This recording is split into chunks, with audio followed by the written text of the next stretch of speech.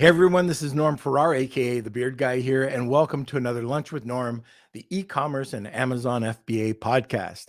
In this episode, we're going to be talking about a best budget-friendly way to start working with influencers. We're also going to be talking about how brands utilize user-generated content and how you can leverage micro-influencers. All right, welcome to another Lunch with Norm, the e-commerce and Amazon FBA podcast. Lunch with Norm. Lunch with Norm. Lunch with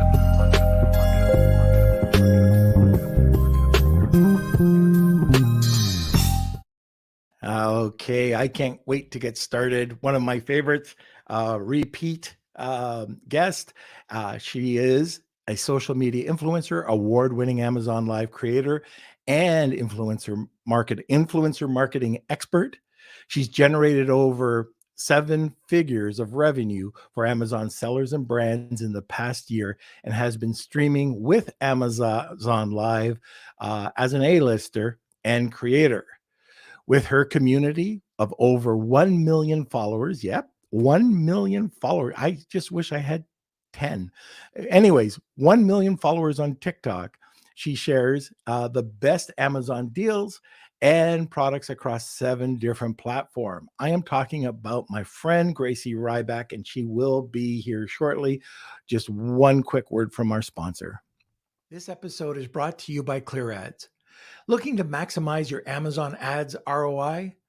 Well, whether you need full service or just 1 or 2 services, ClearAds Amazon advertising experts drive outstanding results across the Amazon marketplace. With over 9 years of experience, their Amazon PPC managers have helped thousands of companies to drive down their cost of sales and scale up their revenue, profits, and orders. And with their unrivaled Amazon DSP expertise, ClearAds DSP services are tailored to your brand. You really can't go wrong. Get in touch today with ClearAds' dedicated team by visiting the link in the description or visiting clearads.co.uk. And remember, more sales, better ROI, incredible growth. Check out ClearAds today. All right, where is the Squire?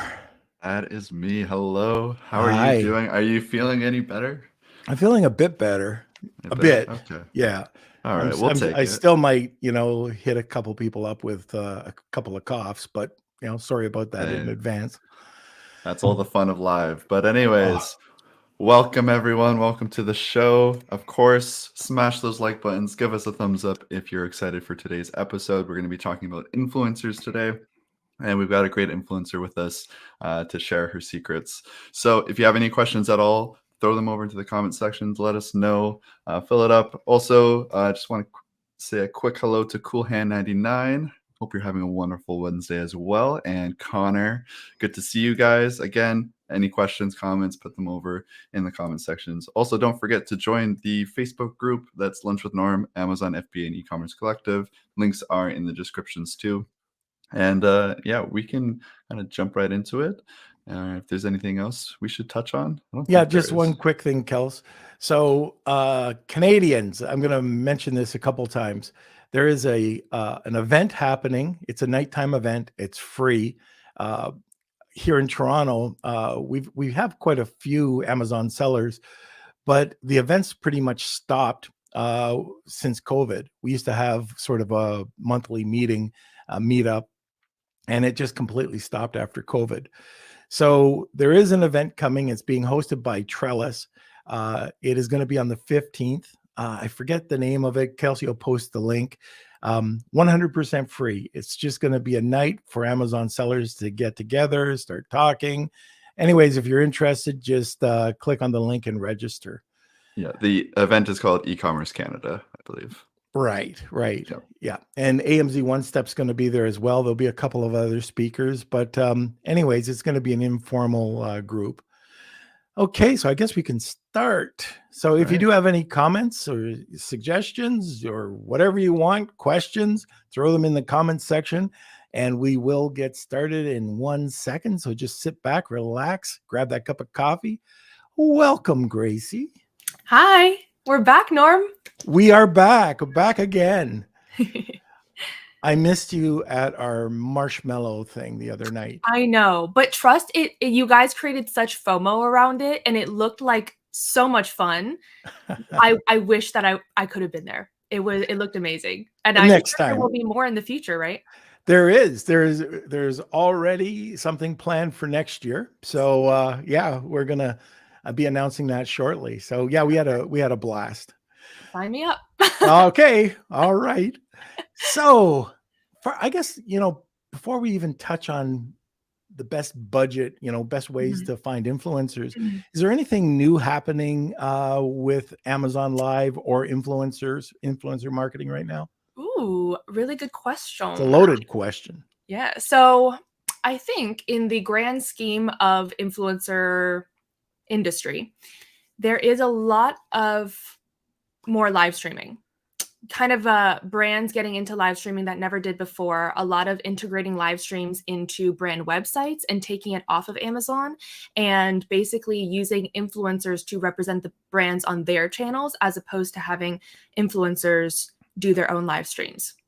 There's pros and cons to both. Okay. But it's just something I've seen recently, especially with Walmart coming onto the influencer scene as well. They actually are starting their application process for influencers to sign up with, but I don't think the program has officially started yet. But obviously that's exciting for us as a new opportunity to, share our content. So live streaming in that sense. Not much news on the TikTok front or anything else on that matter. Yeah. With Walmart, are they going to allow live stream as well? Looks like it. Oh, very cool. Yeah, they're coming for Amazon. Yes, they are in all areas, by the way, not just that. Yeah. When you were talking about live streaming on other websites, like a Shopify website, your own website. Yeah. Are you talking about downloading the Amazon Live and then uploading it over to the site? Or are you talking about a live stream going on to StreamYard and just blasting it out? The second option. So actually having nothing to do with Amazon at all, brands are working with, I know one company that does this. It's called Farrar. They actually partnered with Walmart to do this sort of thing, but they have influencers basically have live streams on the company's website themselves and integrate it around the company's website. So they have shoppable videos and live streams as customers can shop on their site. Completely nothing to do with Amazon. So that could be interesting. That could be very interesting. Yeah. One other thing I saw, I don't know if this is new or not, but on the Amazon Live creator, I was dabbling with it the other day, and I saw an area where you can upload a sponsor. Yes. Yes. What is that about? So right now we believe it's geared more towards Amazon sponsored live streams, aka you're working directly with Amazon with a sponsor. Amazon usually provides a little graphic saying sponsored by brand name, and that is an opportunity for like influencers to upload their own brand graphic or a sponsor graphic. I think you can use it for non-Amazon sponsored streams as well. It's just a good way for you to be It's just a good way for you to be able to show who's sponsoring the live stream. It's not necessary, and usually it's more for those Amazon streams, but okay, I think that's what it's for. All right, very good. Well, let's get right into this now. Sure. Budget friendly. So I've talked to a lot of people that say that it really is just too expensive. Influencers, even the lower end influencers, are asking way too much money now. Like they might have. I'm talking about a small nano influencer just getting started, asking for $100 or $200 just to get a video going. What are your thoughts on this? So that's a really interesting concept, because for me, on the other side of things, me as an influencer, knowing the work that goes behind creating the content that I do, of course, we are, trying to get paid fairly for our work, especially if it's a full-time job. We have to get paid for our work. But it's weird because on the other end, as I work with a lot of brands, I can completely understand how they're trying to be the most budget friendly. They're trying to get the most bang for their buck, and they're trying to get what they need for their brand without spending hundreds of dollars, upwards of thousands of dollars. So in comes the theme of today, which is like how to be budget friendly about it. Right. I think, first of all, I've seen a lot of good UGC websites I've come across recently. One of them being Ian Sells. I don't know if you know him, but he has a website called Join Brands, and I've used it myself. I think it's a really cool marketplace style website where brands can post their opportunity, post like, I'm looking for a video of this product and I'm willing to offer $50 plus product in return for your UGC video. And instead of matching it up or anything like that, influencers can basically apply, request the product, submit the video, and go about their day. So it's kind of like a simple way to get very budget-friendly UGC content, but that's UGC.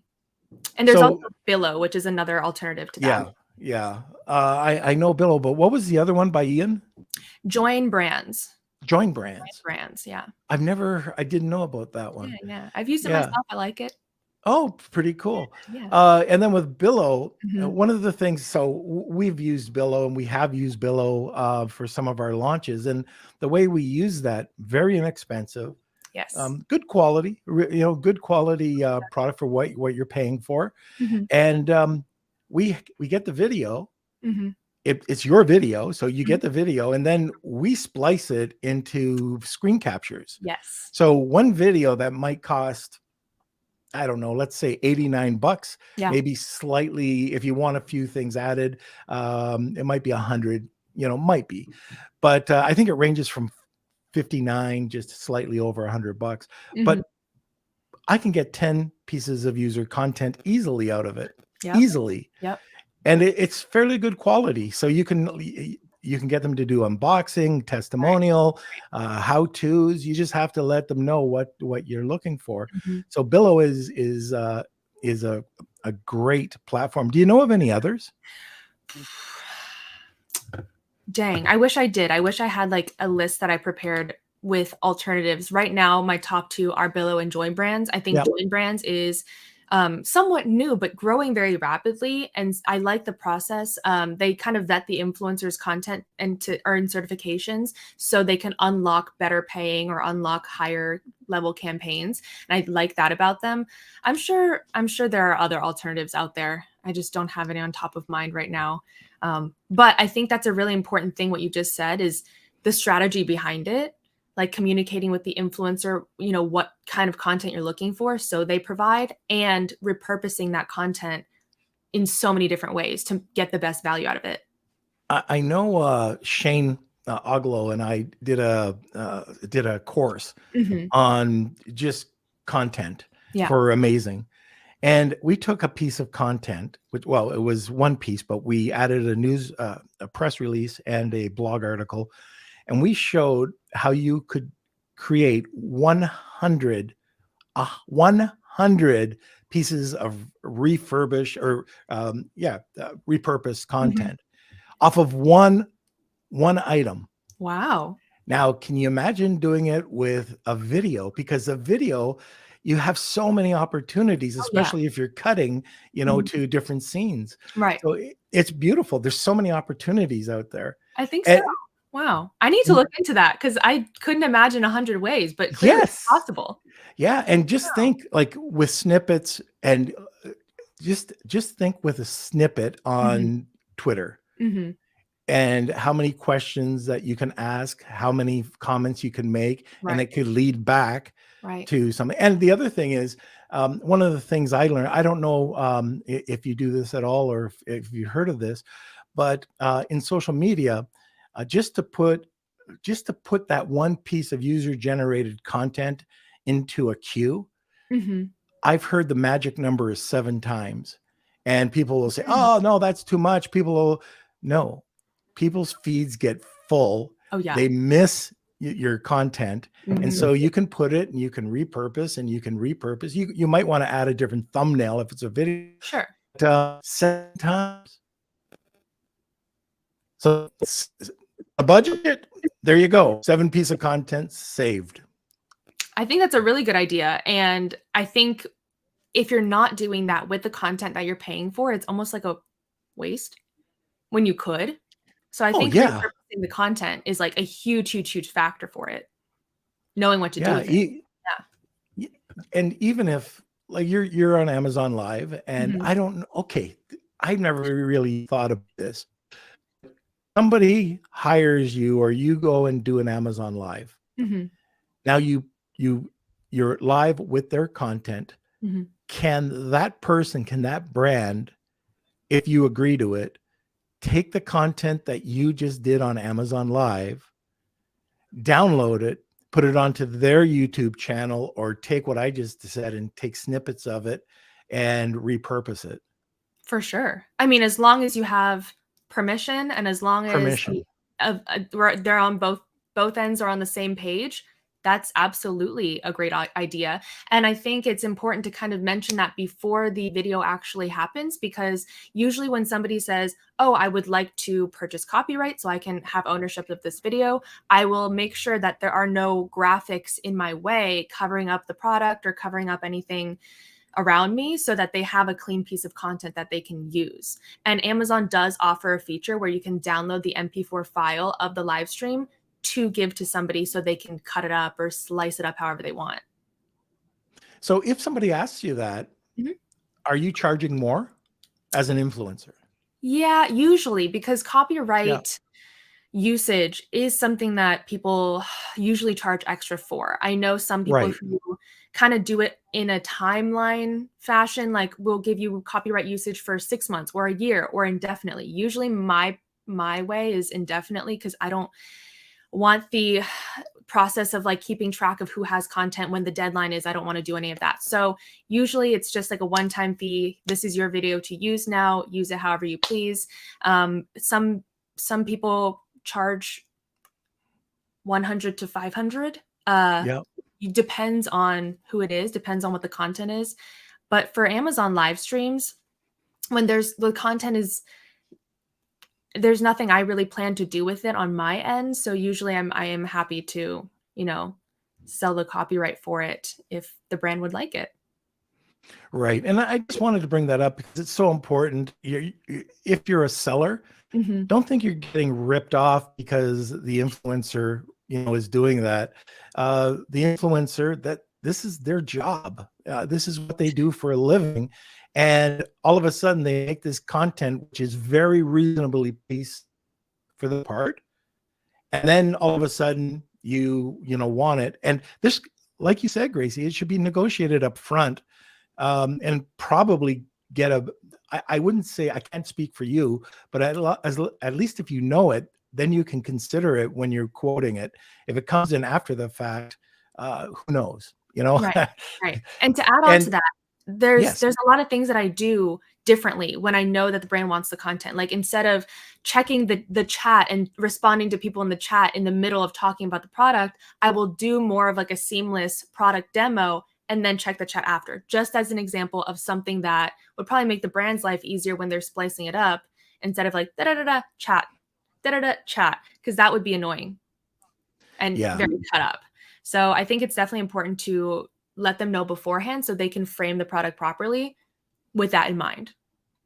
And then also if you are on a budget Mhm.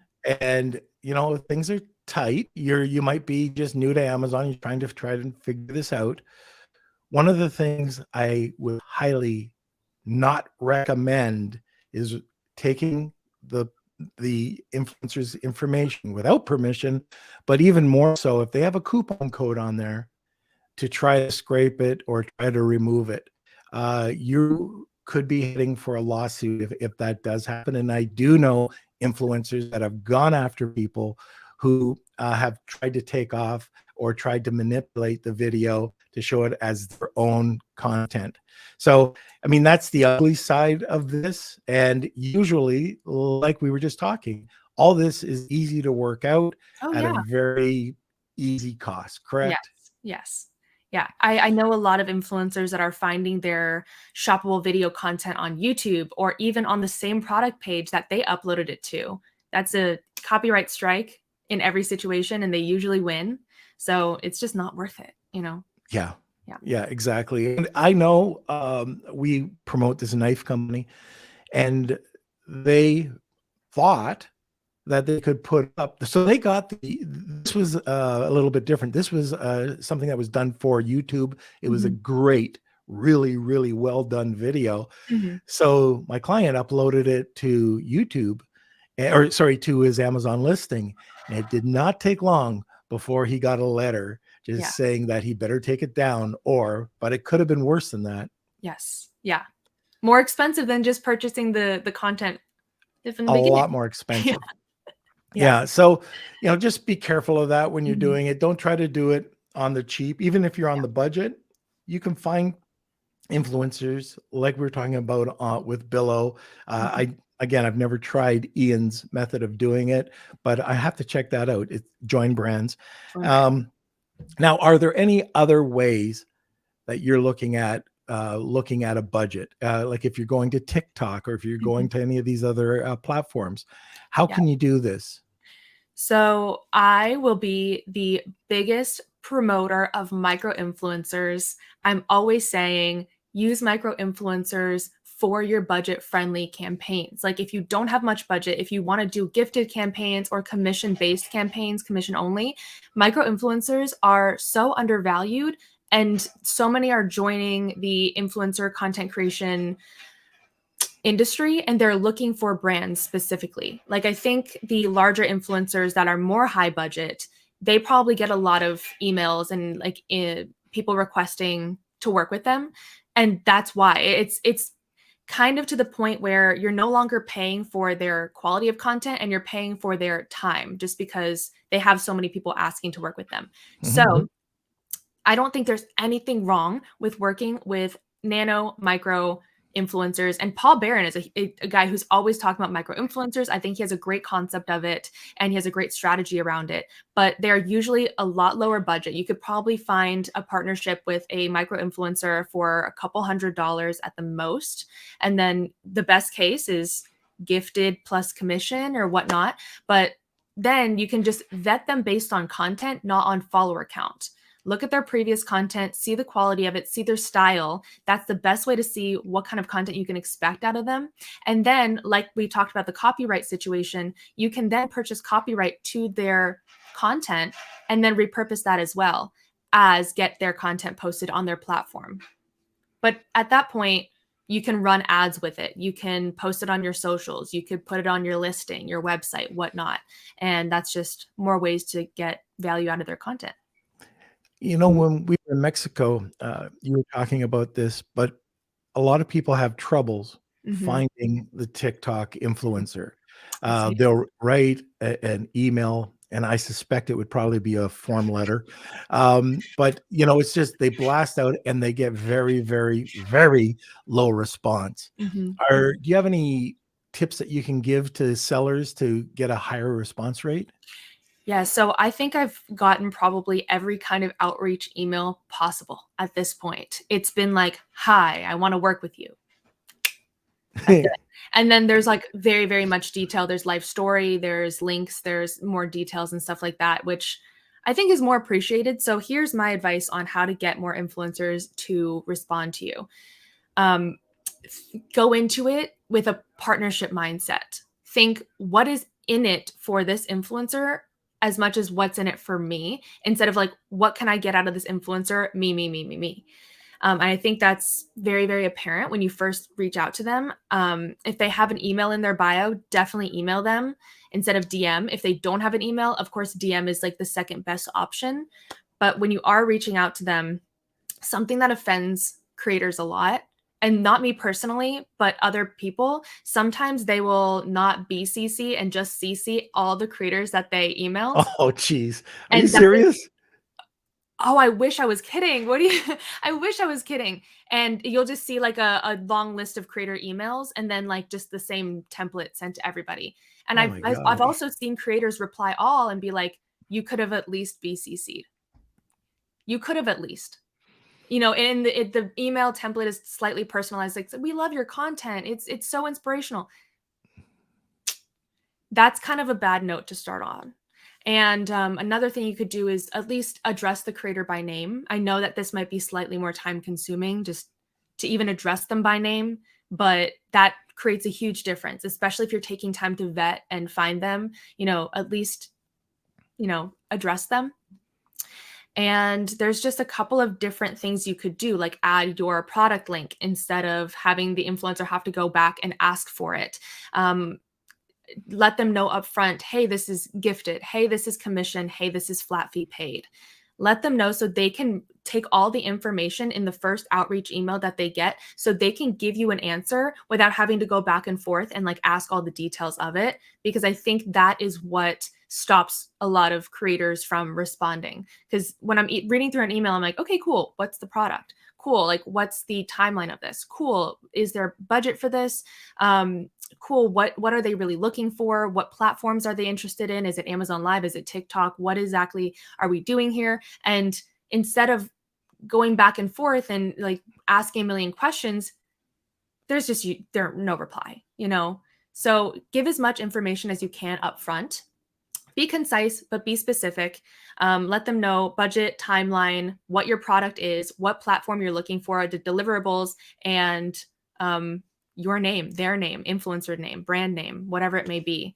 And those are usually the 5 things that are necessary for the influencer to get a good idea of whether or not they're interested. So you can create a template for that where it lays out just like a plan of action when you're writing Amazon, but just, your ASIN or your SKU, like you said, the platform, but it's all laid out. And I think personalizing it makes a huge difference. Like you say, if oh my God, I still can't believe that you said that it was just a CC to all these influencers. Yeah. That would just tick me off. That would go into the delete file right away. I'm glad you understand. Oh my, I really dislike when I get a Christmas card from an insurance company that it does the exact same thing. It drives me crazy. Yeah. But so now you're going back and you've set out this email. Sorry guys, I'm almost over this cold, but it's still making me a little foggy. You're doing great, Norm. I'm trying. But now when people are setting up that fixed rate or the commission, I don't know about you, but I don't mind. In fact, my choice is commission because then it goes performance based. It makes the influencer that much more interested in working with me. And because you don't pay anything unless there could be a blend too. They might say, okay, I need something for my production. And it might be a much lower rate than fixed, but that's definitely something to think about. What's your preferred option? So I think that is a really interesting perspective on the brand's end of what commission-based kind of entails. From a creator perspective, commission-based is exciting for some because it takes the direct pressure off of them to make a certain number of sales, and they understand they're only getting paid for the sales that they do make. Instead of incentivizing the creator to make as many sales as they can, usually it means a more casual partnership of I'll post this product or I'll talk about this product to whatever extent I want to, and whatever sales come. And I think from a brand, they might think it motivates the creator, and for some creators that might be the case, but a lot of times it's a less prioritized type of campaign. But I do want to say that if you do want to add a commission factor, then that could be, grounds for lowering the flat fee aspect. Be like, hey, we'll give you $50 to $100 flat fee plus 10% commission on any sales you make, like you said, to cover the production value of the video and to reward the sales that they do drive. So I think that is a great campaign style, especially for micro influencers, because they're getting something for their time and their efforts, but they're also going to be paid more and more based on the sales that they drive. And that does add a good factor instead of just commission only, where they may or may not get paid at all for their efforts. So let's say you might get a 10% commission. Now, as a seller, you're going to pay. Think about it. This is money that you don't have to put into PPC or external traffic. So saving that, let's say you have a good PPC ACOS, 20%, let's say, which is probably never the case. You're probably at 30 points plus, especially during holiday season, and you're paying 10%. Doesn't that make more sense? Especially it's only if you get the sale. Now there could be the fixed, and that could be upfront, but I'm talking about on a budget. So I don't know. I've been looking at, Gracey, I've been looking at trying to dive into this influencer thing myself. And that's the best that I've seen is some form of commission or combo. I like the combo method. Yeah. I love it because they're getting paid for their time and their efforts, but they're still getting paid for their sales as well. And that motivates more sales, obviously. Another thing I want to mention with the 10% commission aspect is the brand referral bonus program and using attribution links. That is something that Amazon rewards you for. That is something Amazon puts back in your pocket. And you also get important data about the people who click on the attribution link that you could then retarget in the future for future paid campaigns or whatever you want to do with that. So I think that's a huge hack. It's a huge way to add value. I think that a lot of people don't really use it. And there's nothing that the influencer really loses out on as long as they're getting paid the commission that they would have gotten anyway from their affiliate link. And the brand is getting paid that regardless from the brand referral bonus. So that's something to consider too.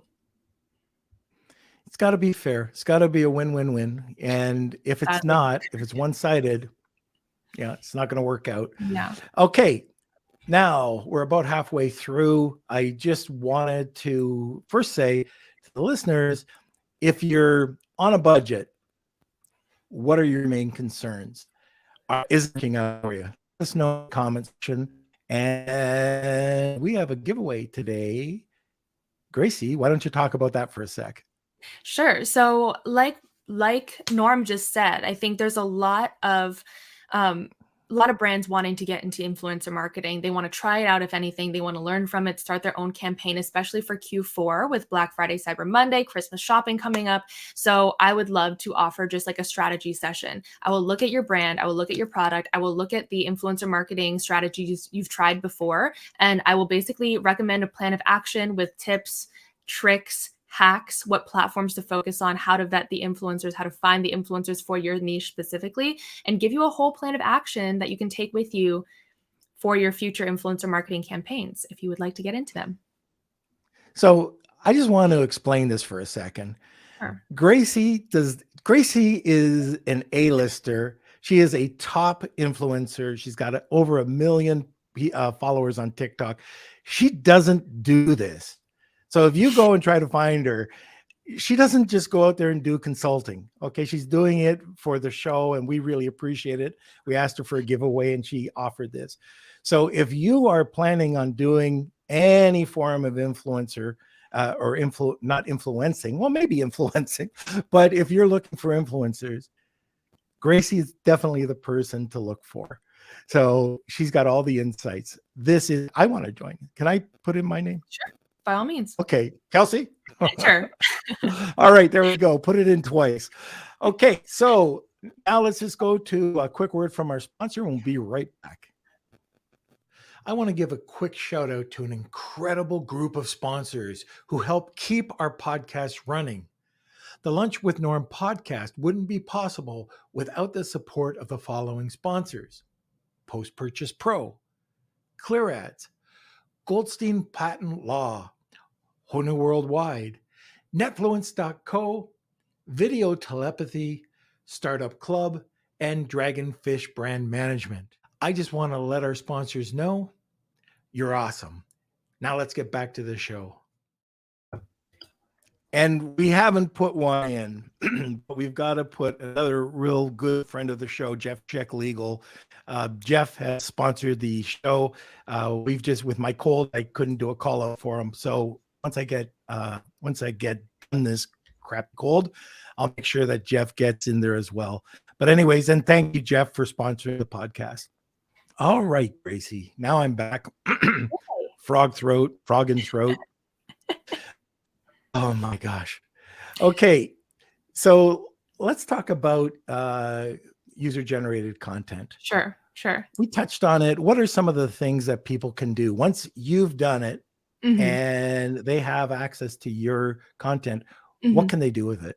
Sure. So first of all, they can upload it to their Amazon listing in the short video section of their listing, which I'm always talking about. That helps. As many videos as you can get in that little list, the better it is for conversions, for keeping your traffic on your page. And then you could also, as long as you have copyright to that video, then you can run paid ads. You can post it on your own brand socials. And that's actually something I want to touch on after we talk about UGC. But you can put it on your website. You can add it to your listing. You know how there's like photos and there's like the video at the end of the photos on your listing. You can add it there too. And you can run it as ads on any platform you want. Put it on Pinterest and link it back to your site. That's evergreen. That's not even like social media. That'll stay there forever. I love Pinterest. It's like an image search engine. So that is forever there. You could put it on YouTube even, and that's evergreen as well.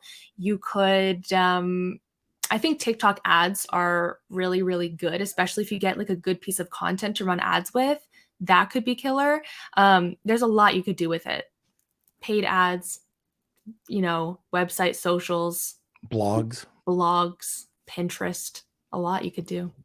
Yeah. And then splice it. Yeah. And not only that, if you have a product video, you can splice it into your product video, or if you have testimonials, because this actually leads to another question, but you had something you wanted to talk about. Yeah. What was that? I don't want you to forget. Sure. So last night I actually found out that, and this is something that I used to say may not have been as worth it for brands to do, because the whole point of working with influencers is to reach their audience.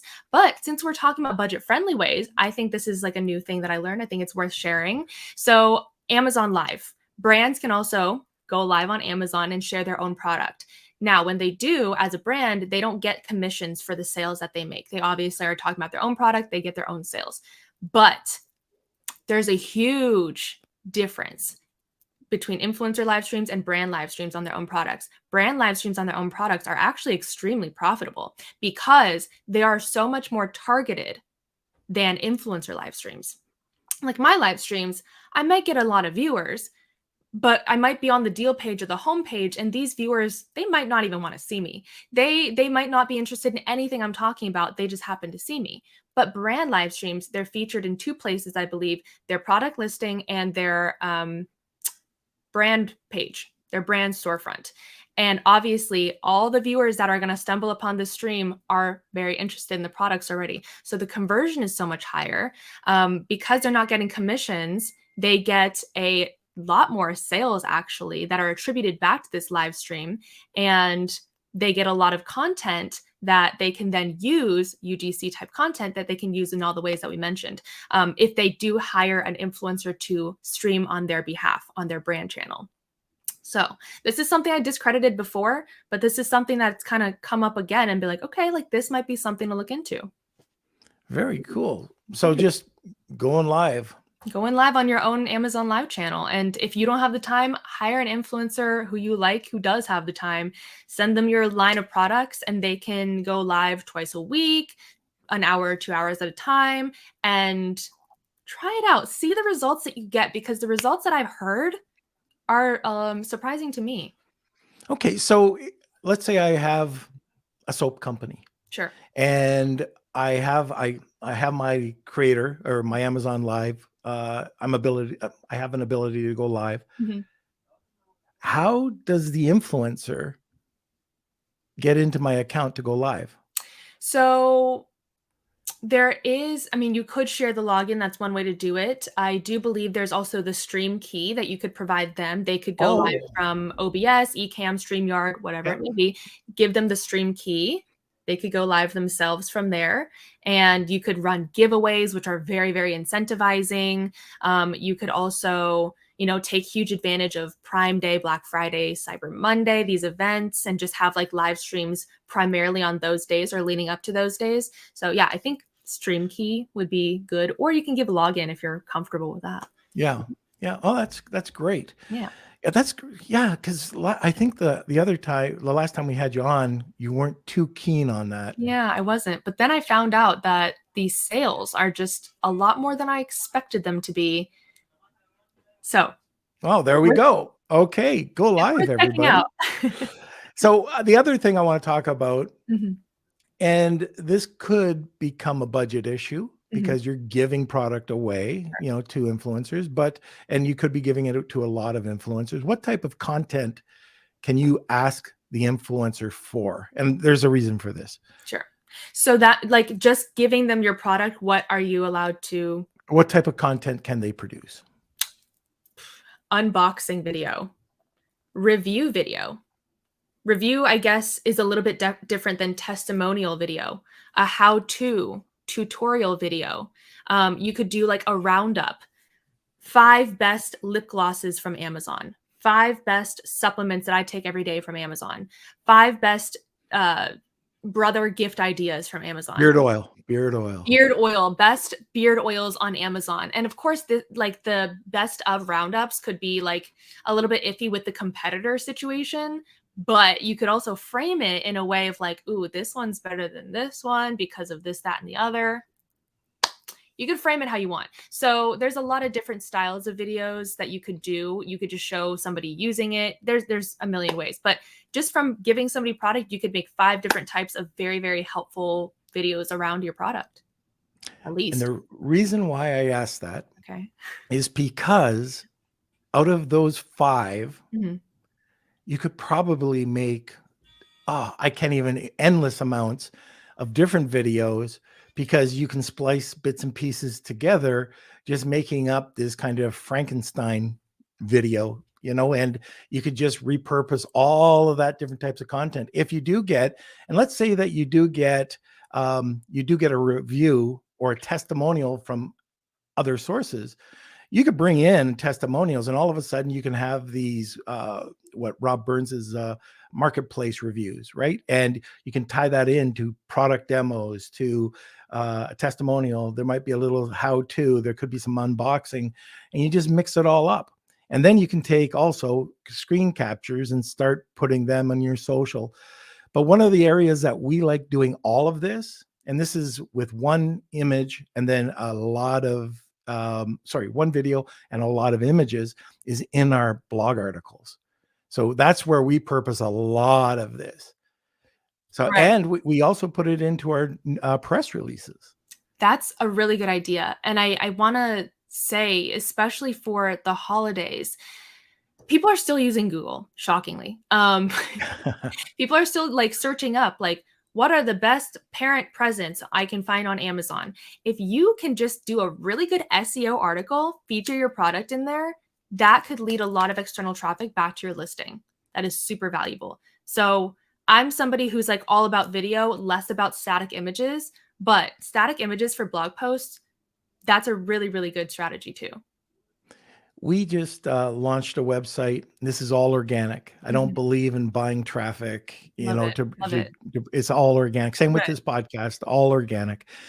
But we saw a jump from about 100 to 200 visitors on one of these brand pages that we launched. And then my SEO person came in and said, we need content. We need more content, like quality, high quality blog articles, images and video. The month that we did it, we ended up with 2,100 people, and all the keywords that they were looking for, we had. So now we knew that we could target them in our store. Just target, like there's the pop-up. They're talking about aloe vera soap, boop, or at the end, it talks about, if you're looking for aloe vera, because we're talking about the benefits of, all of a sudden they're there. They've read it. They have a feel good about it. Now they have an impulse buy. Exactly. And it's so much impulse buying these days. So as long as you have the right people falling on to the right content, the good price going on, impulse buy. Exactly. Especially now, Q4, impulse buy season. Oh yeah, absolutely. Great stocking stuffers. Yes. All right. Another question. I don't think we've ever talked about this, but are you able to leverage influencers, micro influencers, or how do you? Yeah. So I think micro influencers, the best part is that they're so eager to work with brands. They're getting started. They don't have a million people reaching out to them every day. And they want the product to be able to create content with, maybe even just to build their portfolio. And don't discredit them and say, like, oh, their content is going to be low quality, or it's not going to be of the quality that a big influencer will be. These micro influencers sometimes much better than the larger ones. I'll tell you that. Like, there is so much discrediting of them. And I think you said before in the podcast, or before, that, it was hard to vet them or hard to find them. My strategy always is to use hashtags. And then you could also, let's take beard oil for the sake of theme. Let's take beard oil. Say like hashtag beard oil on Instagram, hashtag beard oil on TikTok, hashtag beard oil even on Facebook. That's actually something I want to mention too after this, but note on Facebook groups. I think using hashtags and keywords on social media can just bring you all the content that's already talking about whatever that product is. You can niche down the keyword and then find your creators there, and just like that, it will take a little bit of time, just like going through their content, but finding a good one that you like the style of, you can reach out and like develop a really great long-term partnership. And I think long-term partnerships are something that's going to save you a lot of time and hassle in the long run. Instead of finding a new, fresh influencer for everything you do, find one that really fits your brand well and almost turn them into a brand ambassador. Like, turn them into somebody who's always involving your product into their content naturally and organically long term. Like, this person really loves your product. It really shows in their content. You don't have to keep finding new people every single time, and you develop a really great relationship with that one or few. Yeah, that's one of the things I like about Paul Barron when he involves the influencer. So a lot of times it could be a repeat customer, or he could reach out. He has influencers, but then when he converts them over to that brand ambassador, it really becomes a community among itself. Like, he'll go out if he's in an area and he'll have a lunch with, all of his brand ambassadors. It really is quite cool when it gets to that point. These are people who have a passion for your product. Some people you pay, some people actually pay for the product. It might be 50% off at that point, but a lot of the times you're still paying a price for it, but it's well worth it. They love your product and they want to promote your product. And from the influencer perspective, that's awesome. Like, if I find a brand, they're family owned, I know the brand owners themselves, that is a lot more incentivizing for me, because instead of working with a huge retail brand that's like a corporation that I will never meet the founder of, I know these people. I know their story. I know, their brand. I know that they started from, this product and grew, and like they take my input as a customer and they actually apply that. I think that's great. And that's a really great way to just involve your customers in your brand strategy of like, what would make my product better? What are they looking for? What are the pain points of why people might not like it? And how can I actually implement these changes to make a better product and make my customers happier? And then they just naturally turn into fans. You had another point. Oh, yeah. Facebook groups, completely kind of different point. But I think Facebook groups are a very underutilized little niche area of influencers that, if you haven't heard of before, should look into. There are these like massive Facebook deal groups that couponers, deal people run. I have one too. And basically they just post discounted products, deals from Amazon, and they charge so little per post. It could be anywhere from free, $1 to $10. Usually it's no more than like $10 just to like put their post up there. And a lot of them are super, super, super engaged. Like, every post they do get like 50 to 100 comments. So another budget friendly way to like reach a huge new audience is these Facebook deal groups. There's no video content. There's no extravagant content. It's just here's product, link, discount. There it is. And depending on the product, it could do a lot of sales from that. What's your group called? Deal Cheats. Shocking. There we go. I have about 144,000 members right now. But I know a lot of other similar groups like that do a lot of good engagement. And I've seen one post result in 50 to a couple hundred sales just from Wow. one post that may have been less than $10 to post. I can't speak for their price, but like from what I've seen. That's crazy. Yeah. I wasn't really thinking along those lines, but yeah, Facebook groups, check Yep. them out. Yep. Yep. Okay, last thing. Mm-hmm. We've touched on it, but anything else that you have, any tips Yeah. on finding, vetting influencers? Yeah.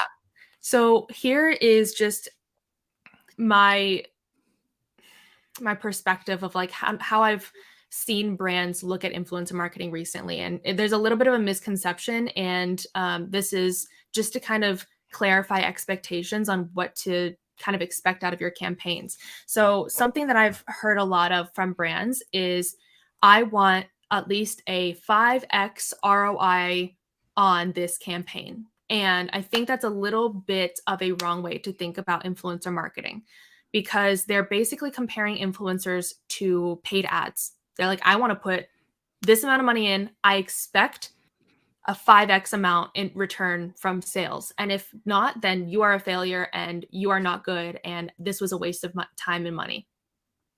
And I say that because influencers are so completely different from ads, but I feel like because they're both marketing and external traffic, they've been grouped to one. And I'd love to hear your thoughts on this as a brand, as a sell. Like, I want to hear your thoughts, but I just think that's a wrong way to think about it, because influencer marketing can provide a halo of benefits, just like brand awareness, reaching a new audience, people discovering your product, or maybe external traffic onto your listing, maybe a couple sales here and there. But to be honest, sales are not even the core factor of using influencers. But I think a lot of people think that it is. It's the sales are the only metric of success they look at, and everything else doesn't matter. But I want to say that for influencer marketing, it is the everything else that does provide value and matters in the marketing scheme of your brand long term. And sales are a factor of it, but it is not everything, and it is not the sole thing. And I don't think it would be fair to compare a paid ad to using an influencer for a campaign. I think that's where a lot of people go wrong. Yeah. They're comparing that, and you want to build your brand, you want to build brand awareness, and over time you want to build up an army of influencers. Yeah. And I think once that is achieved, then you're going to see a lot more sales come in. But managing expectations for sellers is pretty tough, because I think a lot of the YouTube videos, podcasts, when we're talking about influencers, it's about getting those extra sales. I know a couple of people who have only used influencers to build their business, but they've done it in a way over a period of time where it made sense. Two different things. If you're going to do Facebook ads and targeting your audience that way, that's one thing. Yeah. This is brand awareness, building your brand, and over time acting as a shotgun. And if you have enough micro influencers or nano influencers, you build their network out.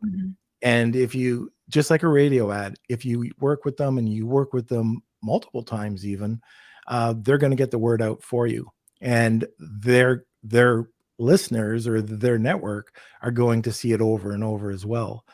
So that's how I look at it. Sure. Yeah. Yeah. I think that's a good perspective. I think you're right on that. And it's just managing expectations, knowing the full value of what an influencer can provide for your brand in the long term, and to look at the halo as a whole instead of just purely sales as a determining factor of success. Yeah. Yeah. And don't overpay, guys. Don't overpay. Like if there's somebody that's, brand spanking new, don't give them $1,000 for a video. Make sure you check around. And exactly like Gracey was mentioning, the more information you can provide, the more professional you look, the better your brand looks, and the more the influencer wants to work with you, rather than somebody that's just shot over. What was what you said? Hi, I want to work with you, or something like that. Yeah. No name, no sign off. No. Just I want to work with you. So just remember that. So Kels, I think we got a bunch of questions. Oh, yay. We sure do. Okay, so let's just jump into it. Tony is asking, are more creators interested in shoppable videos, or are they going towards the Amazon Live? What do you think?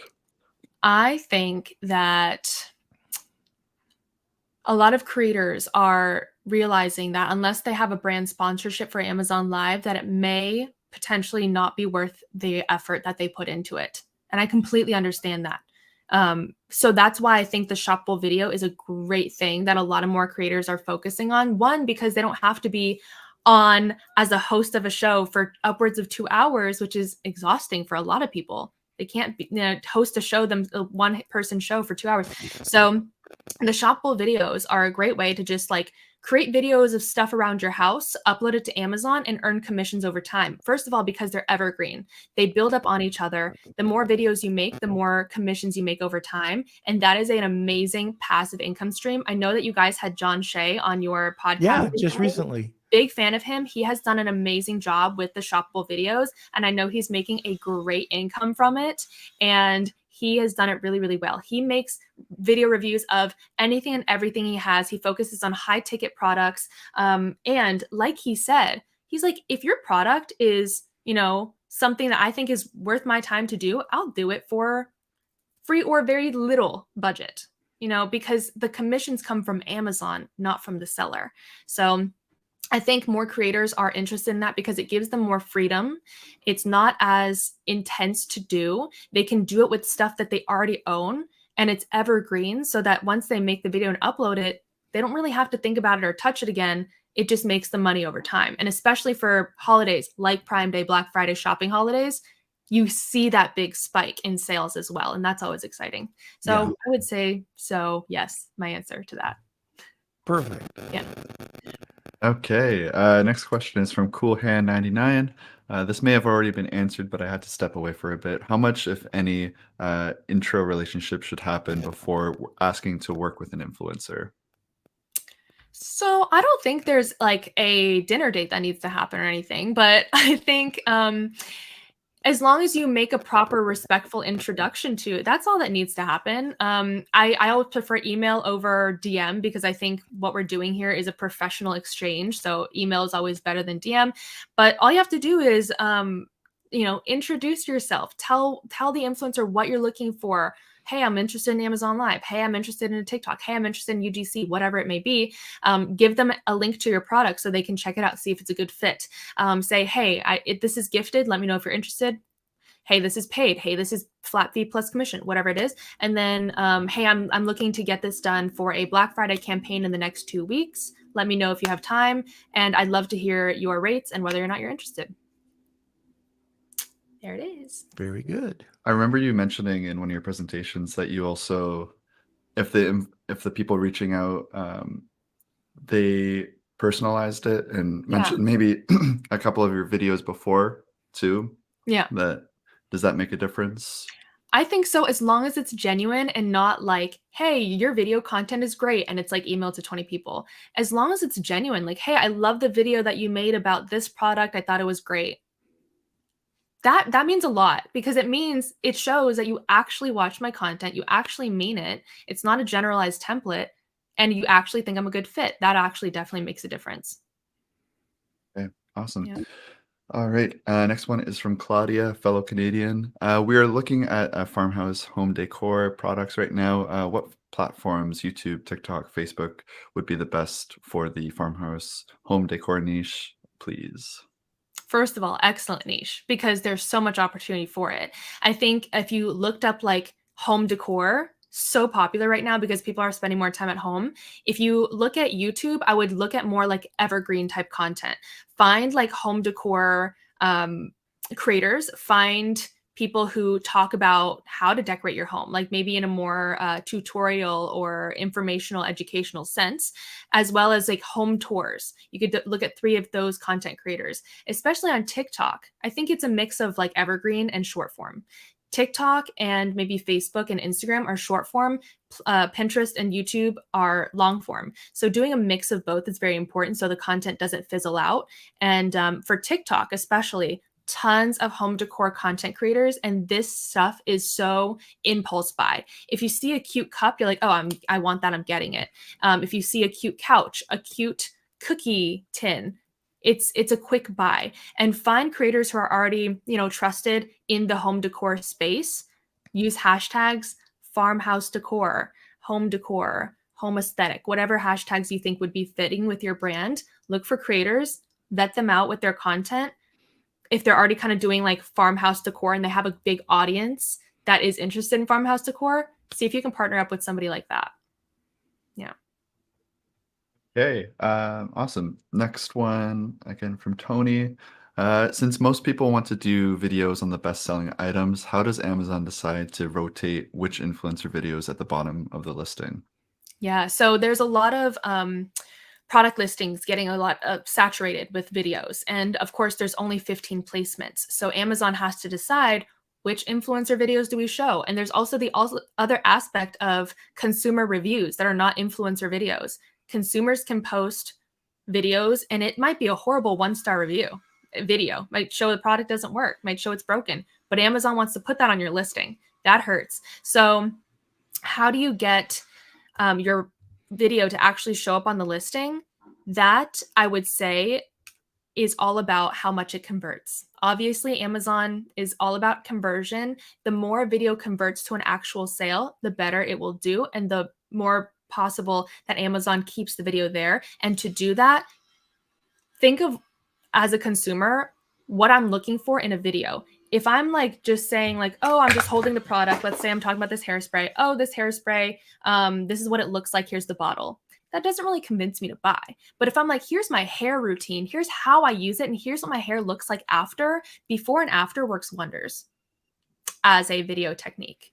So here's my hair before, it looks like a hot mess. I'm using this hairspray, and here's my finished product. Now I'm like, oh, I see how it works. I see what it's done. And now I'm going to buy it. And that's going to help the video stay up there. All right. Yeah. Okay, we just have a couple more. Next one is from Chuck. Going back to like the Facebook groups and deals, how to find them. Do you search deal groups on Facebook? Is there a best way to do it? Yeah, so it's a little hard because keep in mind, we're not allowed to use the term Amazon in our group name.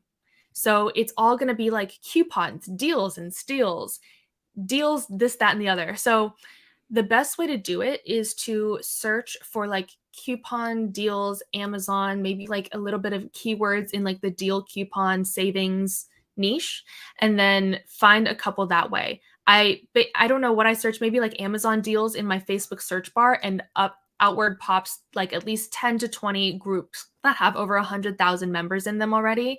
And then here's another important thing to look at. Look at the engagement of the group. When they post something, are they getting a lot of likes and comments?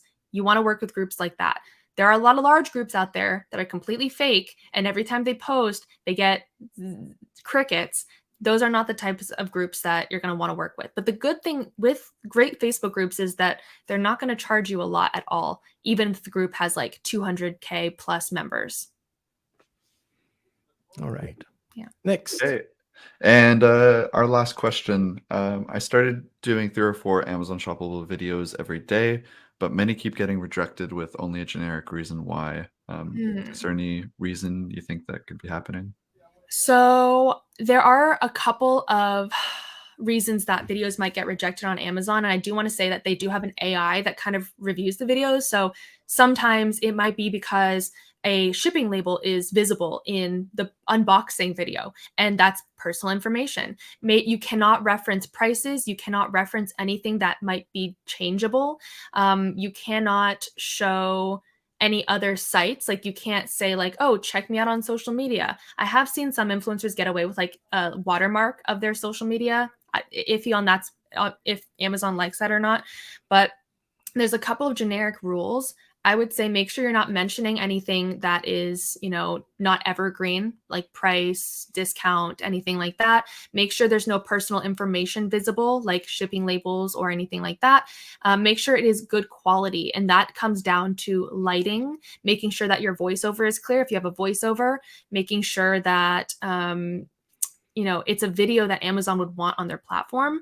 Aside from that, if you keep getting a generic rejection email or a rejection, that's interesting. And I would just try to change a couple of those things and see if that works, and just know that it is an AI behind them. And if you keep getting that error, they do have an email that you can email and kind of get more clarification on. I don't want to say the wrong email, but they do have a shoppable video email specifically for questions. Okay, so I think that's it. Gracey, you're off the hook. I'm done. Very good. So how do people get a hold of you? I think email is the best. Contact at dealcheats.com. Very good. So Kelsey will be posting that in a second. And Christine, you got it in at the last moment. And that's what I was just going to say. Yay. If you're interested in this awesome giveaway today, it's hashtag Wheel of Kelsey. Tag 2 people and you'll get a second entry. We'll just wait for 1 second. And then we'll go over to the wheel right after this sponsor. A big thank you to our sponsor, Post Purchase Pro, the only complete A to Z done for you real email and text marketing service built specifically for Amazon sellers. My friends Sean Hart and Seth Stevens co-founded Post Purchase Pro after launching over 1,000 successful private labeled products, growing 53 brands, and get this, exiting 17 businesses. Post Purchase Pro creates all of your digital assets 100% for you, from marketing inserts, complete sales funnels, email follow-up sequences, and weekly email promotions. They manage and optimize everything for you to drive more sales, get higher ranking, and receive more reviews on Amazon. So check out Post Purchase Pro now to see if you too will see enormous growth like their nearly 500 clients worldwide. That's Post Purchase Pro at postpurchasepro.com/lunch. Okay, done. Are you ready for the wheel? Wheel of Kelsey. All right, here we go. Enjoy. It's time for the Wheel of Kelsey.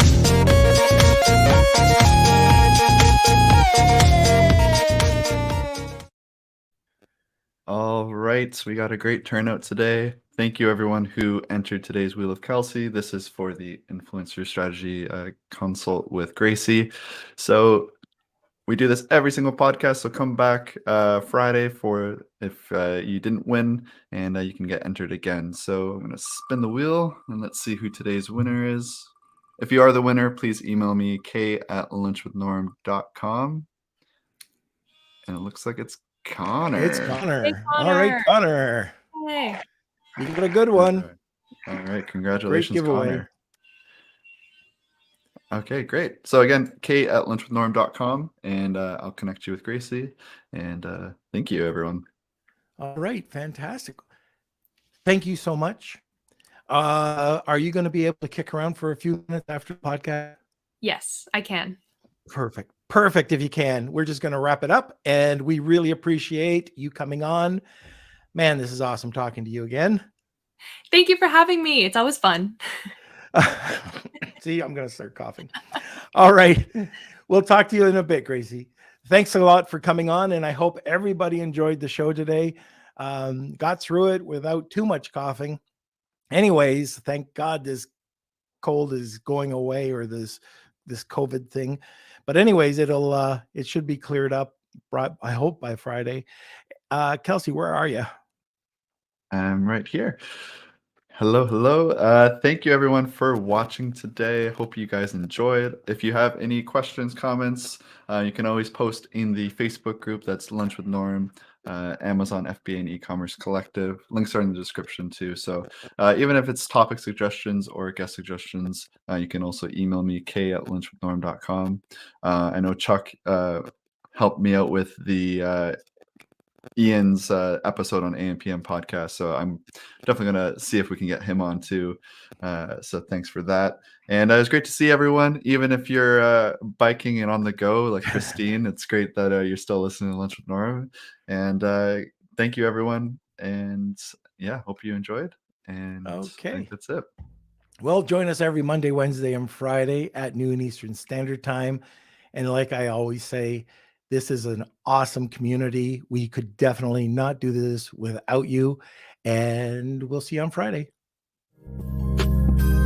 Entrepreneur.